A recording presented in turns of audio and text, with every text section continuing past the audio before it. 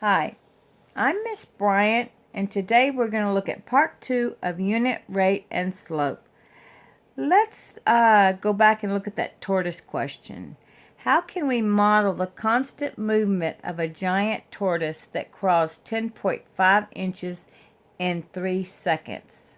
Well, if we get that down to unit rate, it'll be 3.5 inches in 1 second.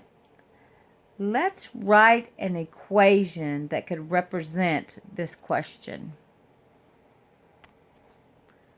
Okay, the linear equation that we could use to represent this situation would be y equals 3.5 times x, with x being the seconds and y being the distance. And as you recall in the last video, if the tortoise traveled for 1 second, he would go 3.5 inches. For 2 seconds, 7 inches. For 3 seconds, 10.5 inches. For 4 seconds, 14 inches. For 5 seconds, 17.5 inches.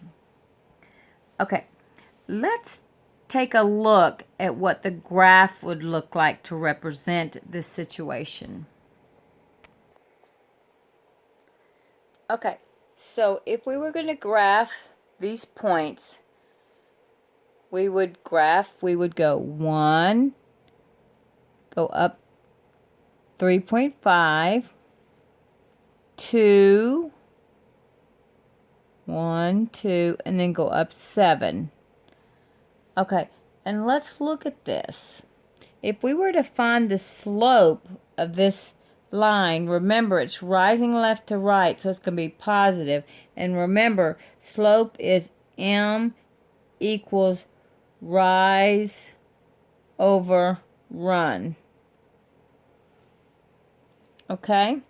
Now, if we take a point on here and we see how far we rise 1, 2, 3, 3.5, and we run 1.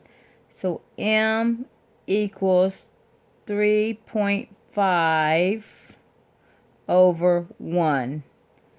So slope is equal to 3.5. Now, let's take a look at our equation that we have written for the situation. You'll notice right here that this constant change actually represents the slope in this equation.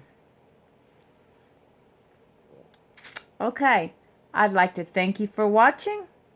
Don't forget, study, study, study.